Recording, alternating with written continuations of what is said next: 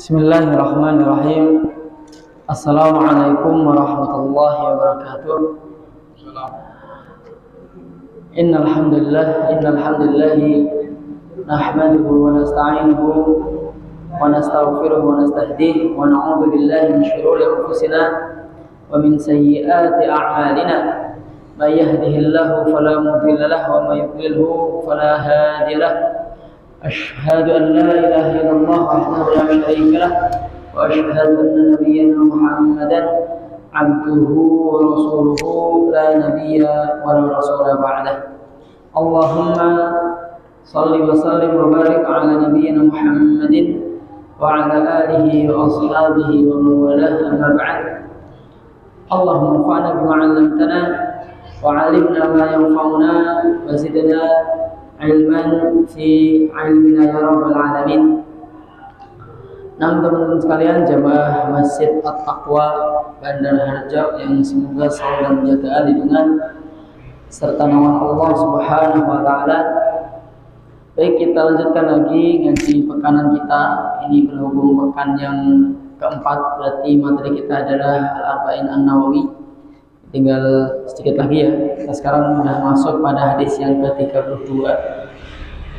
Hadis yang ke-32 ini diriwayatkan oleh sahabat mulia Abu Sa'id Al-Khudri.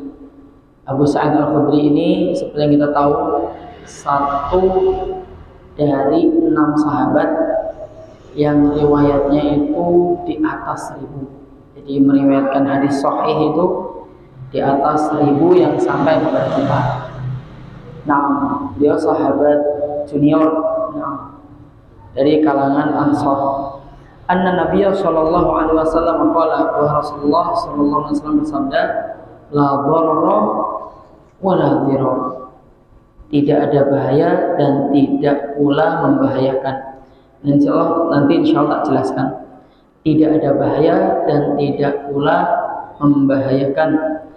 Hadis ini hadis Hasan yang diriwayatkan oleh Imam Malik rahimahullah taala dalam kitabnya Al-Muwatta dan para perawi yang lain.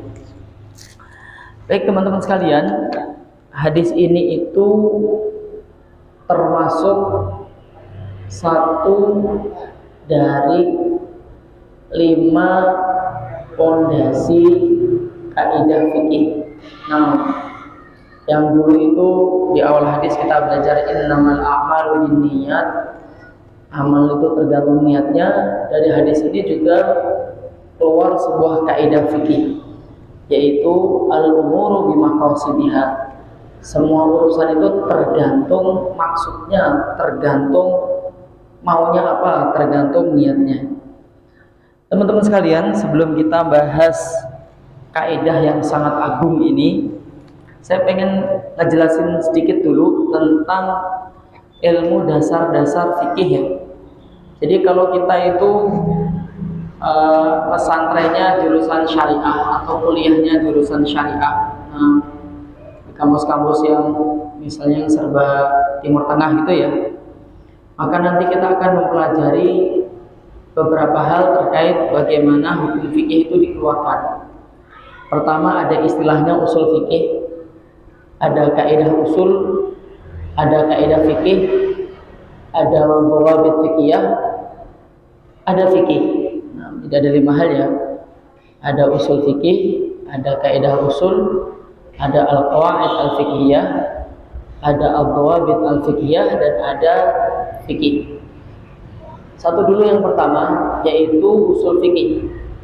Usul fikih ini cakupannya luas banget. Dia berkaitan interaksi kita dengan dalil, interaksi kita dengan hukum, interaksi kita dengan perbuatan al-mukallafun atau kita, yaitu orang-orang yang mukallaf yang mendapatkan beban syariat. Nah, cakupannya banyak. Nanti dari ilmu ini lahir banyak ilmu.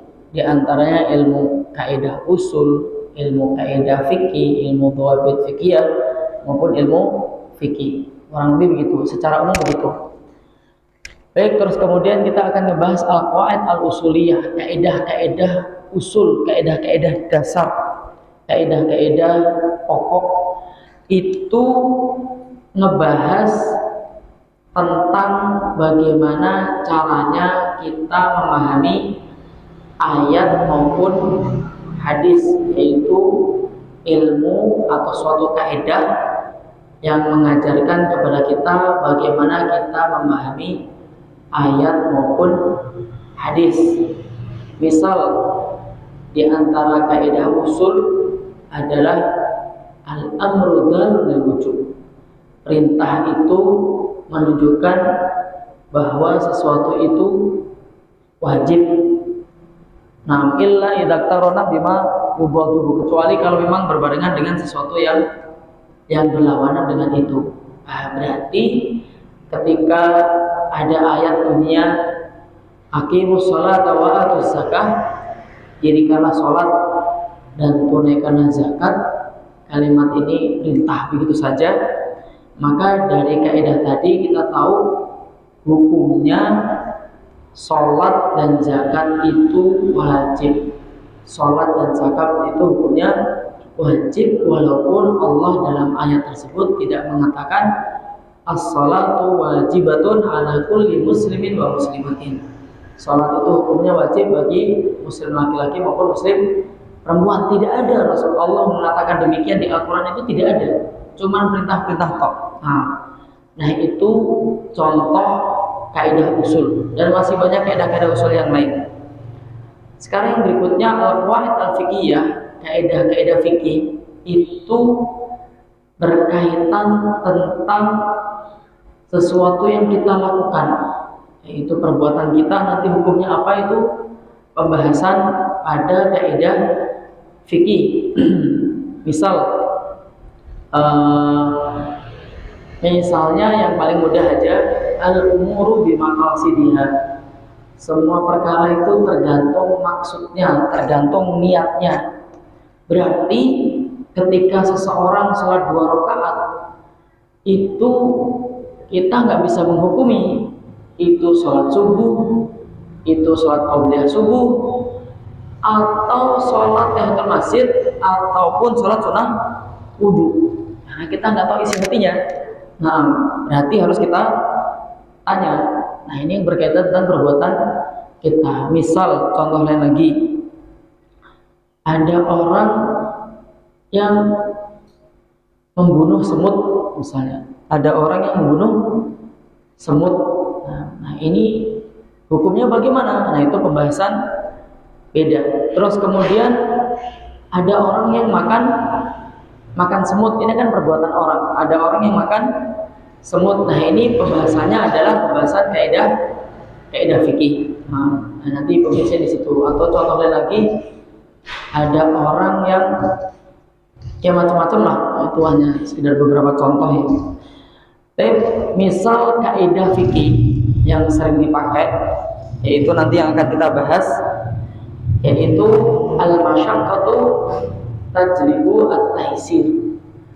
Segala yang berat-berat itu menarik hal-hal yang mudah. Maksudnya apa? Jika kita dihadapkan pada sesuatu yang nggak bisa kita lakukan, maka syariat akan mempermudah langkah kita. Contohnya, misal ada seorang muslim ditugaskan oleh kantornya atau oleh negara atau siapapun lah ya, untuk menjaga hutan misalnya. Untuk menjaga hutan, tiba-tiba bekalnya hilang atau habis, ya nggak tahu harus di mana cari makanan. Nah, ternyata ada babi hutan lewat. Terus kemudian misalnya ditangkap, terus dimakan karena nggak ada makan lain. Nah, hukum asal makan babi kan haram, tapi ketika terpepet al-masyaqqah udah nggak bisa lagi, tajlibut taysir, itu menjadikan hukum itu jadi mudah. Idza dhaqa ittasa'a, kalau sempit dia menjadi lebar. Begitu, hukum jadi lebar, jadi boleh saat itu. Jadi saat itu menjadi hukumnya boleh. Dan ini bisa dipraktekkan di banyak kasus. Ini bisa dipraktekkan di banyak kasus. Nah, apapun itu. Nah, kalau sifatnya nggak bisa dilakukan, maka menjadi boleh. Misalnya orang yang nggak bisa sholat dengan cara berdiri, padahal hukum sholat dengan berdiri itu adalah wajib orang kalau sholat isya, misalnya Pak Andi gitu ya, apa dia sholat isya dengan cara duduk, enggak sah.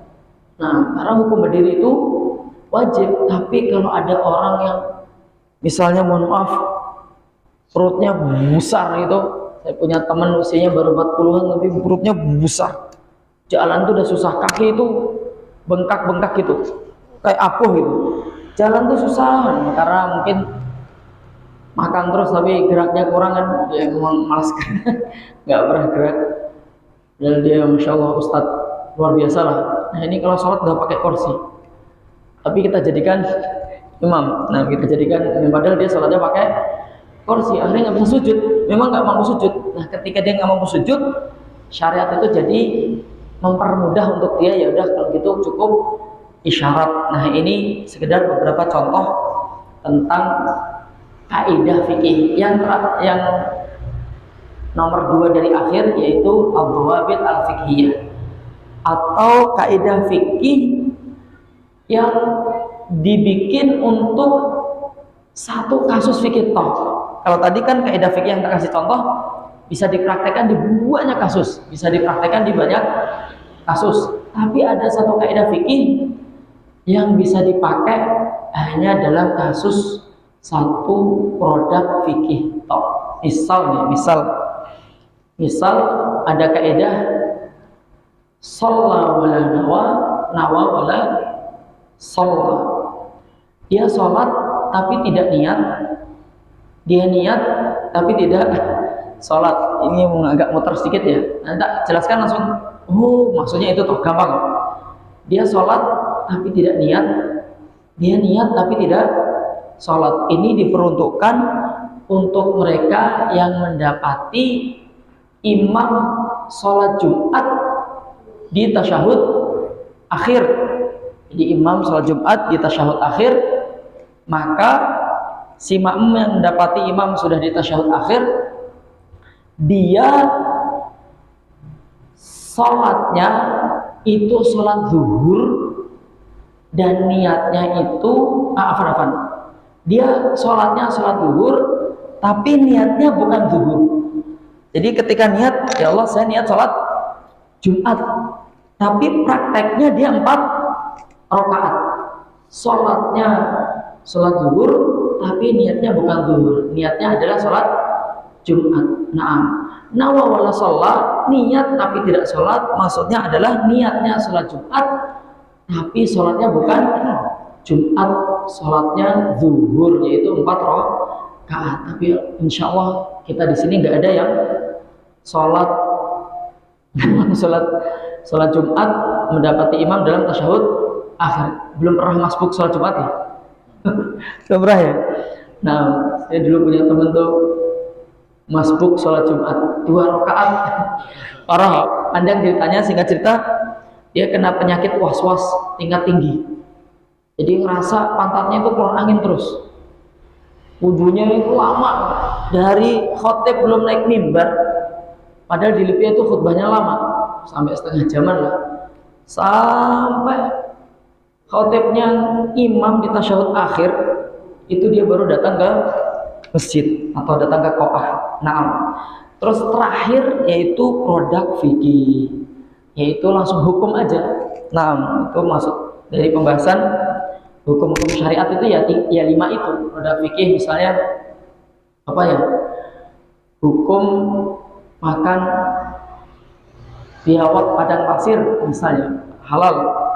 Hukum makan keledai atau binatang ternak yang digembalakan di tempat-tempat najis, jadi mereka makan najis, haram. Itu langsung begitu. Hukum sholat ba'diyah subuh haram, gitu langsung. Jadi pembahasannya itu 7, yaitu wajib, sunnah, mubah, makruh, haram, sah, batal. Jadi hukum fikih itu pembahasannya 7, wajib, sunnah, mubah, makruh, haram, sah, batal. Jadi hanya itu Pak, kita kalau setiap bahas fikih itu ya paling bahasnya satu dari 7 ini, pokoknya ya muter-muter itu aja. Seperti kalau kita belajar nahwu itu paling pembahasannya harokat dhammah, fathah, kasrah, sukun, dah itu aja yang dibahas, gak ada yang lain. Nah, walaupun penamanya nanti macam-macam, yang dibahas ya itu aja. Baik, jadi di hadapan kita ini kita akan ngebahas terkait kaidah la dharara wala dhirar.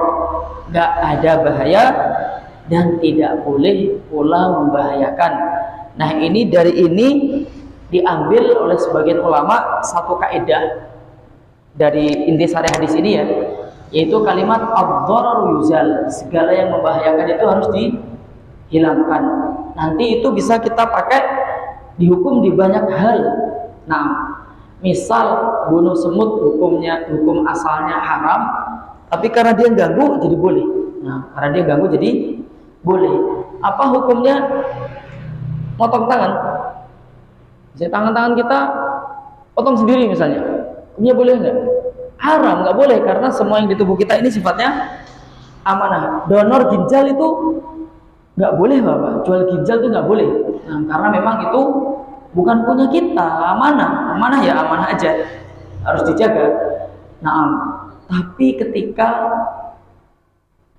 ginjal seseorang busuk misalnya, rusak, kalau nggak diangkat nanti akan membahayakan anggota badan yang lain, maka saat itu kita bisa memakai kaidah ad-dhararu yuzal, segala yang bahaya itu boleh dihilangkan, dan berlaku di semua hal. Jenengan insya Allah bisa nyocokin sendiri, mudah sekali. Kaidah fikih itu kalau kita hafal di atas 10 itu untuk apa ya istilahnya, untuk menghukumi banyak kasus itu gampang. Untuk menghukumi banyak kasus itu gampang. Bukan berarti kita jadi mujtahid, orang yang bisa ijtihad, tidak. Karena memang kaidah itu sudah dirangkai oleh ulama sedemikian rupa sehingga memudahkan untuk orang awam seperti kita ketika menghadapi kasus-kasus hukum. Nah, sekarang kita akan bahas ucapan al-musannif atau penulis Syekh Mansur As-Saqaf hafizahullah ta'ala. Beliau mengatakan al-kalamu al-hadits fi sitti masail. Jadi terkait masalah hadis ini itu ada 6 pembahasan. Pertama adalah al-mas'alatul ula al-hukmu al-hadits, berhukum dengan hadis ini. Hadzal haditsu qad ruwiya an jama'atin minas sahabati faruwiya an Jabir wa Aisyah wa Ibn Abbas wa Ubadah bin Samit wa Abi Hurairah wa Abi Lubabah wa Tha'labah bin Malik. Nah, wa kulluha hadis dhaifah. Nah, jadi hadis ini itu telah diriwayatkan oleh banyak sahabat. Ada sahabat Jabir, Aisyah, Ibn Abbas, Ubadah bin Samit, Abu Hurairah, Abu Lubabah, Tha'labah bin Malik, dan semuanya ini hadis lemah katanya. Tapi karena banyaknya periwayatan sehingga hadis ini derajatnya menjadi naik. Nah, hadis lemah-lemah kalau dikumpulin itu bisa jadi hasan li ghairihi. Tapi kalau lemah jalurnya lebih dari 10, itu bisa jadi hadis mutawatir. Nah, si fulan punya riwayat ini, si fulan punya riwayat ini, orangnya nggak jelas semua. Nah, tapi kalau sampai banyak itu sampai jadi mutawatir, menjadi hadisnya sahih. Nah, al-masalah ats-tsalitsah, al-masalah ats-tsaniyah, pembahasan yang nomor 2, yaitu al-fadhu al-gharibah, lafaz-lafaz yang baru. Beliau berusaha untuk menjelaskan lafaz hadis la dharara wa la dhirar, yaitu la dharara khabarun lakinnahu bi ma'na an-nahi, ay la yudarru al-insanu akhahu fayanqusuhu syai'an aw fayunqisuhu syai'an min haqqihi fayulhiqa bihi ad-dharar. Intinya kata la dharar walaupun kalimatnya khabariyah, berita, tapi maksudnya ini adalah larangan, yaitu kita tidak boleh membuat bahaya yang itu menjadi istilahnya membahayakan saudara muslim kita. Insyaallah. Nah, seperti ini tidak boleh dalam hal apapun. Misal ambil contoh kecil, kita bikin kolam ikan di depan, di samping rumah kita, sedangkan rumah kita itu tidak ada pagernya. Satu, terus kemudian kita punya tetangga anak-anak kecil banyak sekali. Nah ini kita bikin kolam di pekarangan kita sendiri, itu hukum asalnya mubah. Itu hukum asalnya mubah. Tapi karena banyaknya anak kecil, maka hukumnya bisa naik menjadi haram. Kenapa demikian? Karena anak kecil itu kalau main di situ kecemplung meninggal. Apalagi kalau kolam itu tidak dipagar. Biasanya kan tidak dipagar. Anak kecil usia 2-3 tahun, kolam yang selututnya aja itu dia bisa meninggal karena ketika kecebur di air bingung kadang. Nah, pikirannya belum sejauh itu. Nah, ini sekedar contoh bahwa kita itu tidak boleh menciptakan bahaya yang akan merugikan orang lain. Wa qawluhu la dirar bil kasri ay la yujazi man darrahu bi idkhali ad-darari alaihi. Jadi kita nggak boleh membalas keburukan dengan keburukan yang lain. Kalau ini dalil ihsan, dalil itu berbuat baik. Kalau orang jahat sama kita, kita tidak balas kejahatannya. Masya Allah, ini akhlak yang luar biasa. Akhlaknya orang-orang yang bertakwa, sebagaimana Allah sebutkan dalam Al-Quran, wal 'afina 'anil nas. Itu ciri-ciri di antara orang yang bertakwa adalah mereka mudah memaafkan orang lain. Nah, fa baina al-ibarataini farqun 'ala sahih, lakin ma makna al-ula wa makna ats-tsaniyah kila la dharara ay la yadurru biman la yadurruhu fa ayu insanin lam yulhiq bika ad-dharar fala tadurruhu. Jadi makna la dharar, intinya kita nggak boleh membuat orang celaka, kurang lebih begitu. Nah, yang bisa membahayakan orang lain padahal dia ini nggak pernah salah sama kita. Wala dhirar, adapun wala dhirar la tatajawaz fatudirru biman adarra bika fatuqabilu ad-darara bil madarrah ala wajhin la yajuz. Jadi ketika ada orang kok jahilin kita, maka kita tidak boleh membalas yang lebih dari itu. Kita tidak boleh membalas yang lebih dari itu. Jadi dalam syariat kita itu memang ada kisos.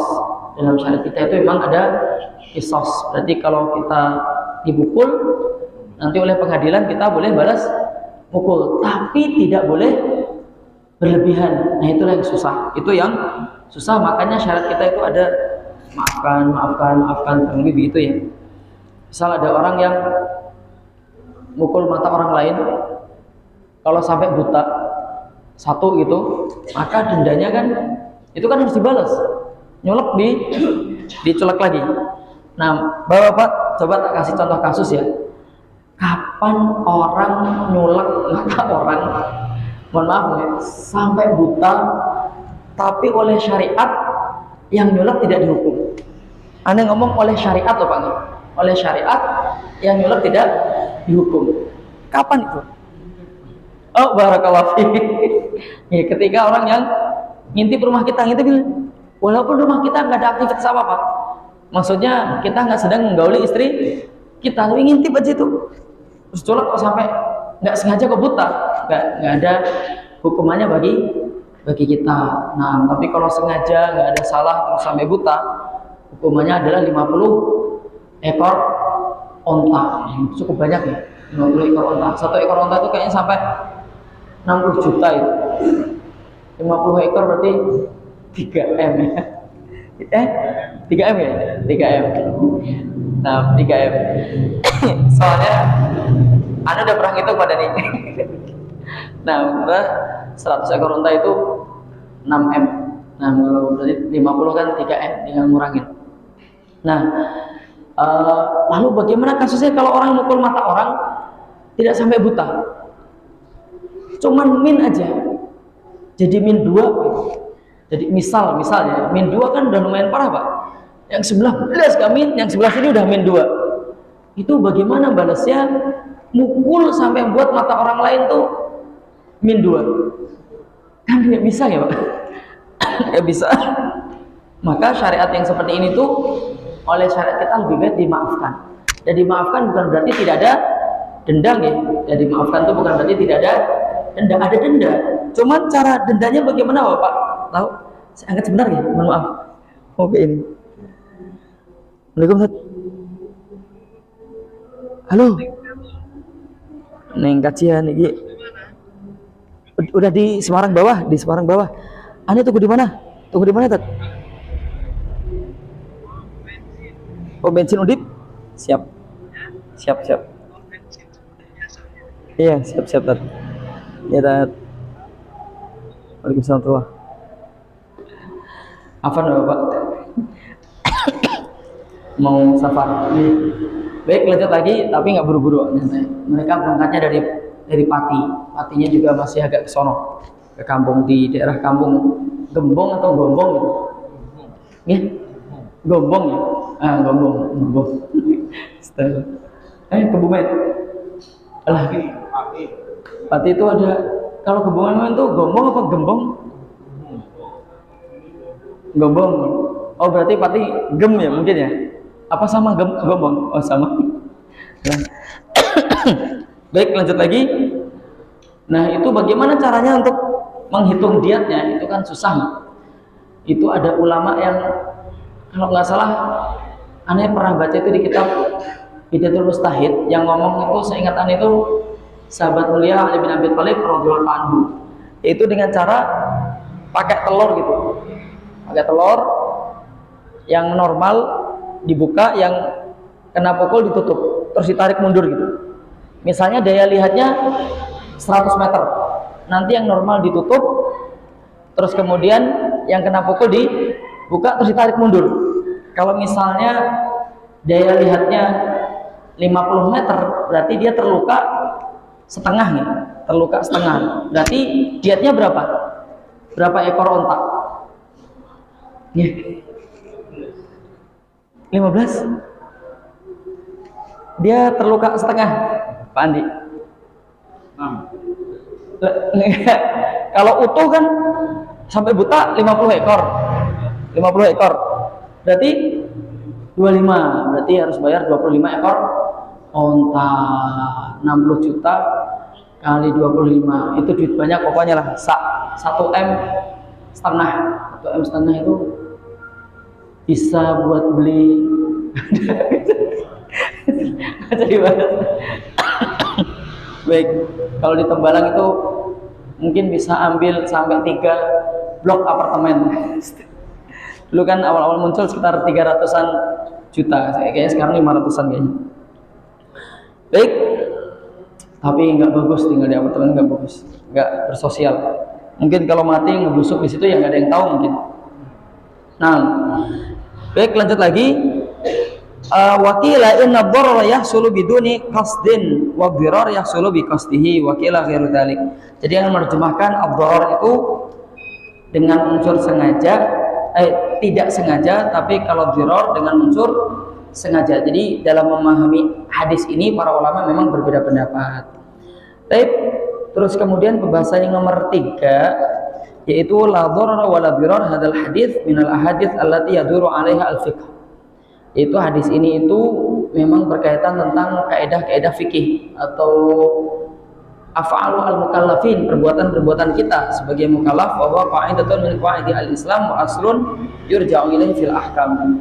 Itu kaidah-kaidah Islam dan dia adalah dasar, salah satu dasar yang hukum-hukum itu merujuk kepadanya. Masya Allah, berarti ini hadis luar biasa. Fa syari'atu ja'at binafi ad-dharari wa izalatihi. Syariat kita itu datang dengan tidak boleh adanya bahaya, dan bahaya itu harus dihilangkan. Wa takhfifihi, kalau nggak bisa dihilangkan dikurangi. Nah, wajal bil khairi wal maslahati linnas. Kita harus mengambil kebaikan dan maslahat untuk manusia. Wa dharar alladzi nafahu nabi fi hadzal hadits wa naha anhu wa dharar bi ghairi haqqin. Nah, doror di sini, bahaya di sini itu yang dilarang Nabi itu adalah doror yang tidak ada haknya. Ada doror yang memang ada haknya. Contoh ya, misal doror yang memang dibenarkan oleh syariat, bahaya yang dibenarkan oleh syariat. Misal seperti hukum kisos tadi itu ya, orang mukul ya dibalas pukul, itu kan hukum kisos. Nah, ada kisah yang sangat pilu. Jadi mungkin memang di pesantren tersebut diajarkan yang namanya kisos, sepertinya begitu. Jadi masih di Jawa Tengah tapi tidak di Semarang. Itu saya dapat cerita yang benar-benar sahih gitu loh, benar-benar sahih.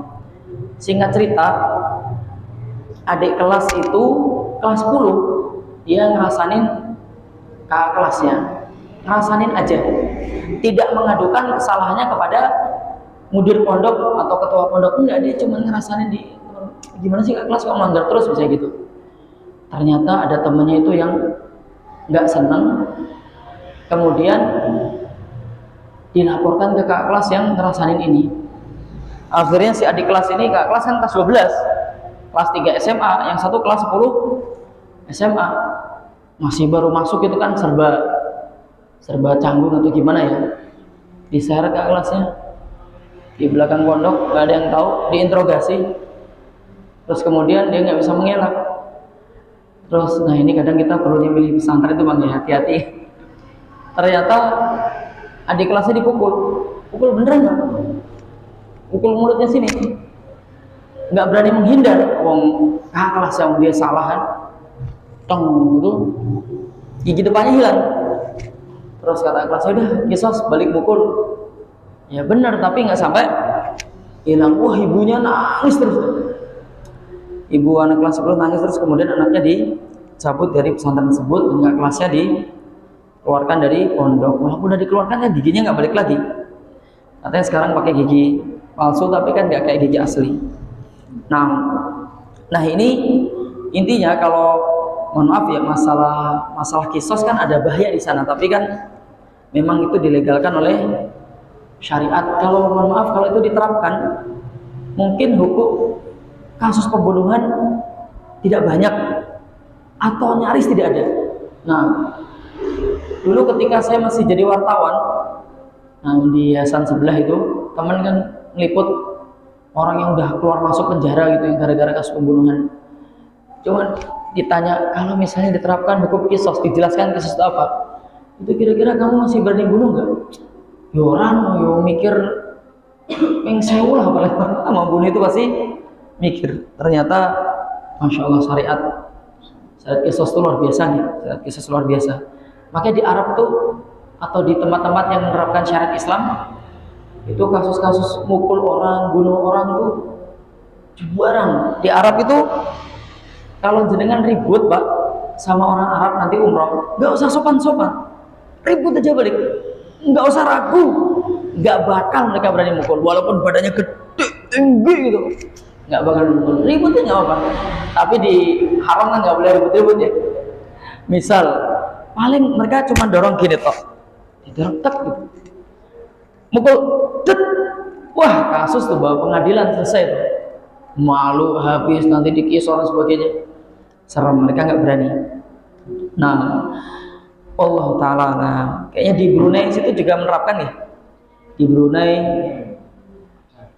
di Aceh, tapi perda udah dicabut ya.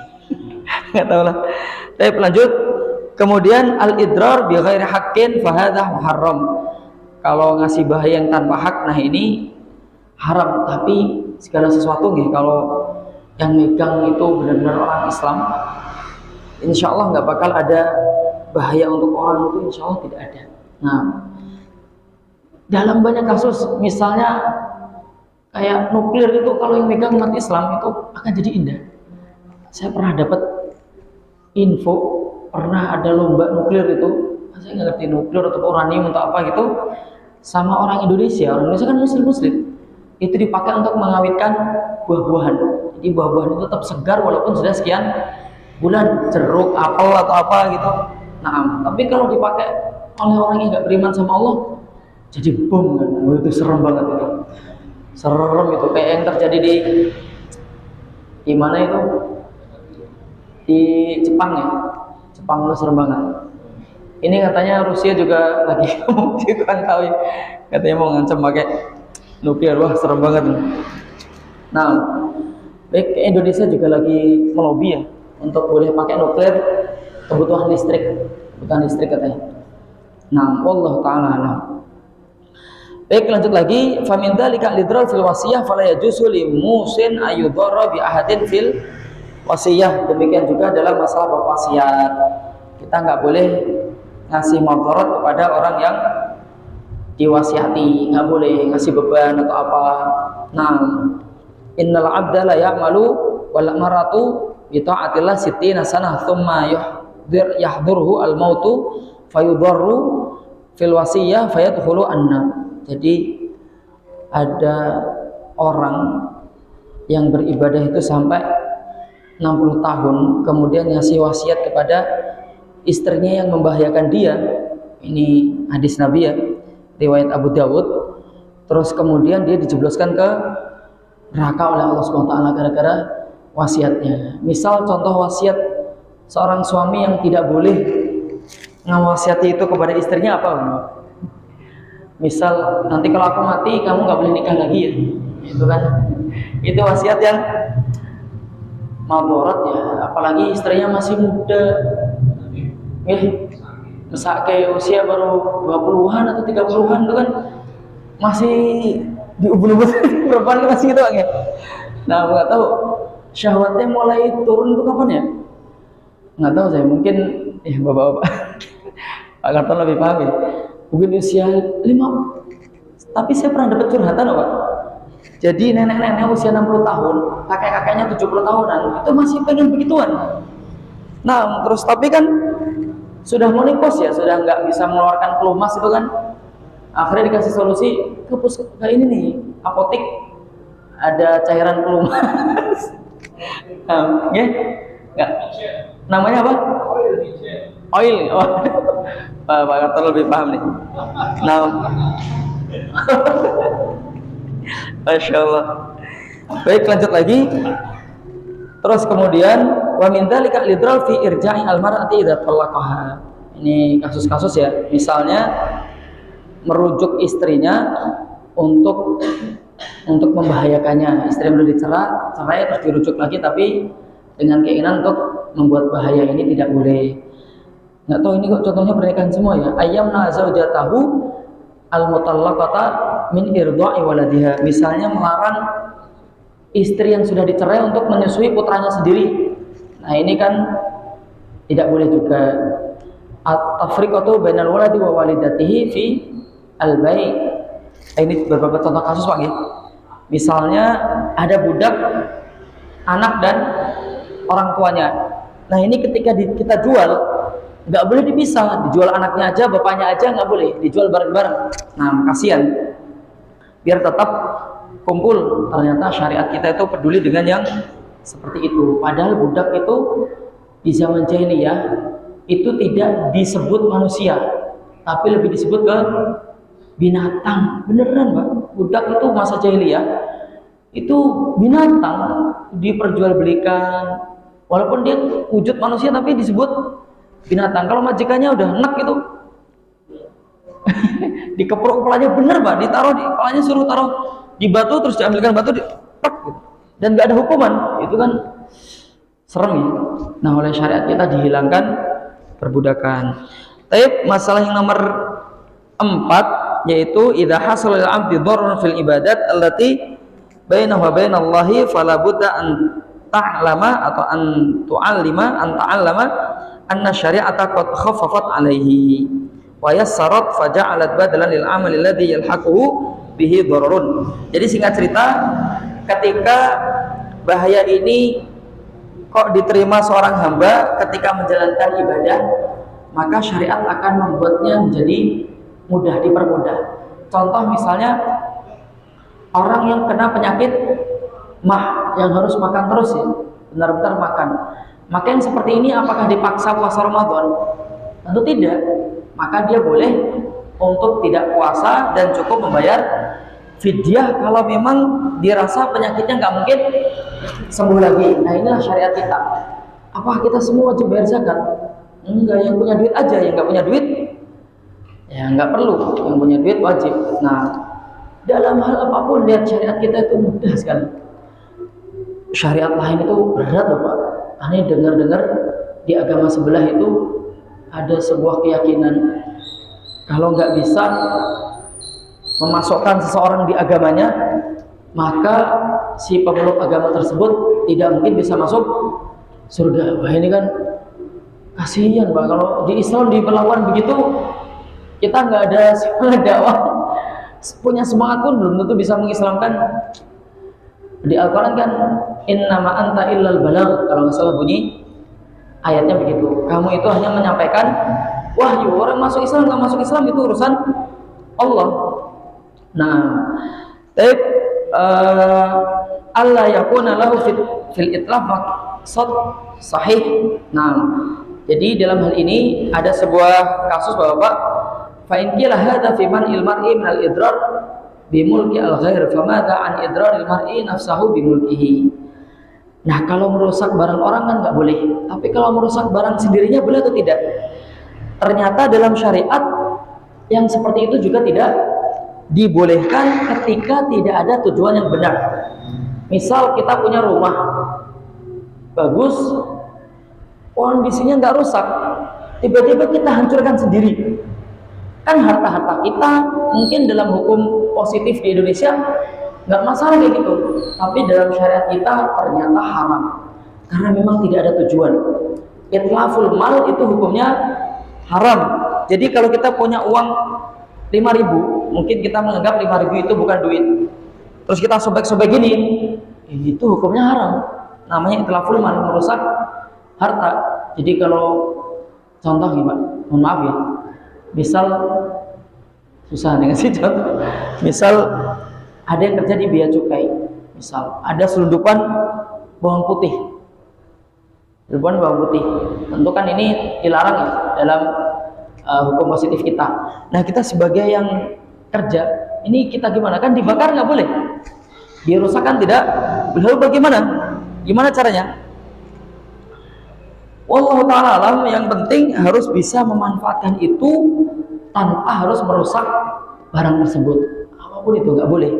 Makanya dulu di pesantren itu, di pesantren aneh itu, bukan pesantren aneh ya, pesantren yang lain itu, kalau ada murid kedapatan bawa HP, HP-nya dihancurkan oleh muridnya terus disaksikan oleh gurunya, disediain palu, tak tak tak tak. Ya Allah, itu hukumannya serem banget. Ada lagi, pokoknya kalau kedapatan bawa HP maka HP-nya disita. Bisa kali. Nah, merusak HP seperti itu dalam syariat kita tidak boleh.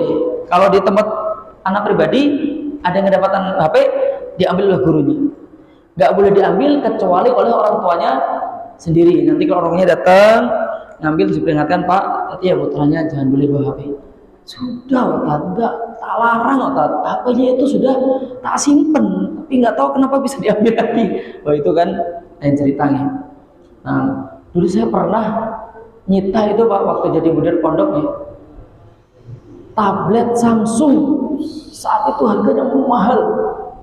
Besoknya lagi anaknya bawa HP iPhone itu loh, yang zaman dulu yang itu kan mahal. Semua guru nggak ada yang berani megang, kamu aja yang gitu, enggak, takut hilang. Nanti gantinya gimana? Bapaknya waktu kita telepon tuh masih di luar negeri kalau nggak salah, nggak tahu di Inggris di mana gitu, nggak ada yang berani bawa. Begitu datang langsung datang ke Indonesia terus diambil. Nah, baik, lanjut lagi. Nah, tapi kalau ada tujuan benar, nah itu baru boleh. Kalau ada tujuan benar, itu baru boleh. Misalnya menghancurkan rumah untuk dibangun ulang, karena mungkin sudah tidak layak atau mau dibesarkan, nah itu seperti itu boleh. Tapi kalau hanya menghancurkan tanpa ada niat yang benar, maka tidak boleh. Pembahasan nomor 5, total nomor ada 6, yaitu qaulul la dirara yadkhulu fiha suratan al-ula la tudarra khairuka wa tsaniyah kama anna al-abda yuqalu laka an ta'khudha haqqaka fakadha yuqalu lahu inda akhdhi haqqika la tudarra khairuka. Yang intinya ketika nggak boleh membahayakan orang lain, ini ketika mengambil hak orang lain, hak kita diambil dia, terus kita mengambil lagi, tidak boleh berlebihan. Nah, tidak boleh berlebihan. Ada nanti kalau berlebihan kita dapat hukuman dari sisi Allah SWT, entah dengan caranya bagaimana. Contohnya, saya punya teman waktu KKN itu Kan gitu kan Bang, di kampung orang itu kan HP-nya itu dicuri oleh temennya. HP-nya itu dicuri oleh temennya. Ternyata si teman ini kerjanya nyolong. Jadi teman-teman kakaknya diambilin duitnya, diambil HP-nya, ketangkep ya Bapak. Ketangkep, di sidang kampusnya sampai nggak tahu akhirnya dapat ijazah atau enggak. Singkat cerita, teman itu ketika ditanya, kamu minta ganti rugi berapa? Nah, HP-nya sudah dijual atau bagaimana? Pokoknya saya nggak mau tahu. Dulu saya belinya harganya 1.200.000, maka saya pengen diganti 1.200.000. Padahal HP itu kan sudah dipakai berbulan-bulan. Lazimnya ya jangan segitulah, ya kita menyadar diri. Bu, jangan segitu, maksudnya turunlah berapa lah dikira-kira, tapi itu kan mendolimi kan Pak. Gimana menurut dengan mendolimi kan? Kan harganya sudah turun.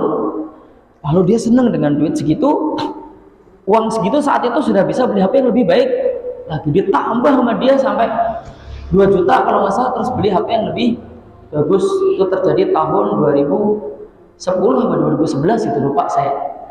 Nah, singkat cerita, qadarullah, HP yang baru dibeli ini belum ada 3 hari kecopetan. Nah ini kalau kita ngambil hak orang lain, maka yang kita ambil itu akan mudah hilang. Nah, demikian juga urusan waris, teman-teman sekalian. Urusan waris ini kadang orang ngambil melebihi dari haknya. Kasusnya banyak lah, jangan tahu semua. Memang idealnya waris itu ketika orang tua atau siapapun yang meninggal sudah dikubur, segera dibagi, jangan tidak dibagi, nanti jadi susah. Kayak di keluarga saya itu dulu Mbah Kakung punya sawah besar, nggak tahu berapa besar sekali, dan itu sekarang di pinggir jalan beraspal. Dulunya kan hanya jalan setapak, sekarang jalan beraspal.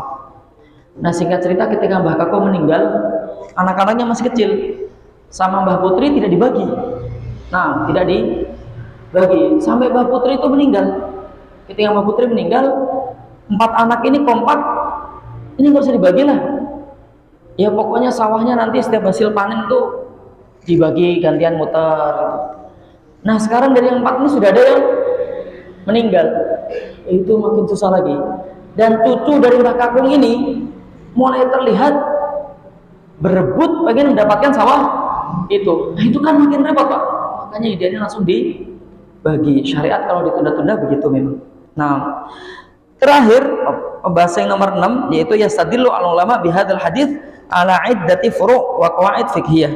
Jadi dari hadis ini para ulama itu sampai bisa menghasilkan banyak sekali kaidah hukum fikih. Contohnya idza wujida dararani wa lam yakun al-furud anhuma wajaba irtikabu akhaffihima. Ketika ada 2 bahaya yang harus kita terjang dan kita memilih, maka harus pilih yang lebih ringan. Contoh ya Pak, misal ada seorang ibu hamil, naudzubillah min dzalik. Kata dokter, ini kalau dipaksa lahir, maka kemungkinan emaknya mati. Dengan hitungan medis yang akurat lah, kurang lebih menurut medis begitu. Tapi si anak ini ada kemungkinan selamat, ada kemungkinan selamat. Nah, tapi kalau anak ini digugurkan, dimatiin, nggak tahu gimana caranya ngambilnya, maka kemungkinan si ibu ini nyawanya bakal selamat. Nah, ini kan dua-duanya bahaya tuh Pak.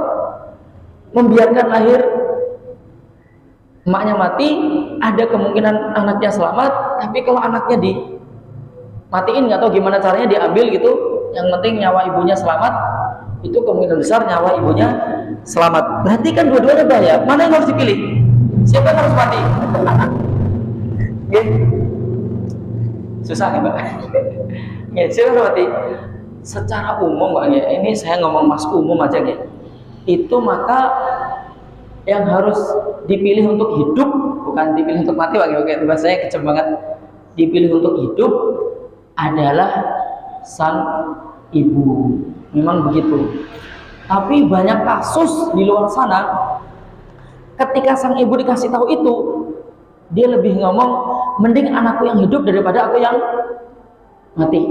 Gitu. Sampai saya pernah lihat foto itu sampai nggak kuat melihatnya itu.